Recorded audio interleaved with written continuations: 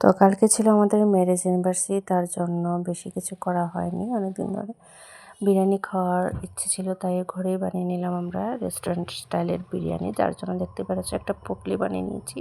তার মধ্যে যত গরম মশলা, স্টার যা আছে, লং, এলাচি, দারুচিনি যা যা থাকে আর কি, জায়ফল, জায়ত্রী, এগুলো সব একসাথে পুটলি বেঁধে জলের মধ্যে দিয়ে দিয়েছি। আর আগের থেকে বাসমতি চালটা ভিজিয়ে রেখেছিলাম, সে চালটা এটার মধ্যে এখন গরম জলটার মধ্যে দিয়ে দিয়েছি, আর একটু কাঁচা লঙ্কা দিয়েছি। আর এর দিক দিয়ে কড়াইতে সামান্য তেল দিয়েছি, দিয়ে এক এক করে চিকেনগুলোকে ফ্রাই করে নিয়েছে।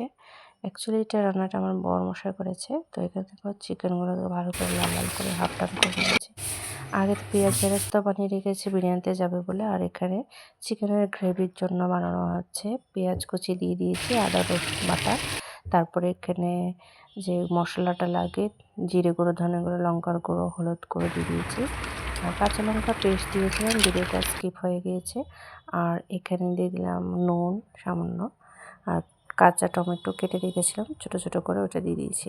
সব ম্যারিনেশন ভালোভাবে হয়ে গিয়েছে, কষানো হয়ে গেছে। তারপরে এক এক করে চিকেনগুলো দিয়ে দিয়েছি।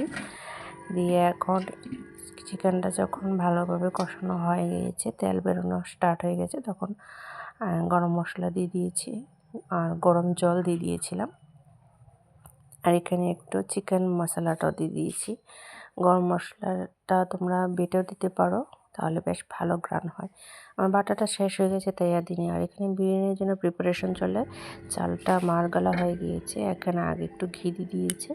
এখন লেয়ারিংটা হবে আর কি, যে তোমরা যেভাবে পছন্দ করো। আগে থেকে আলু ভেজে রাখা হয়েছিল, একটু বড় বড় সাইজেরই আলু দিতে হয় বিরিয়ানির জন্য, তাই বড় সাইজের আলু দিয়েছি।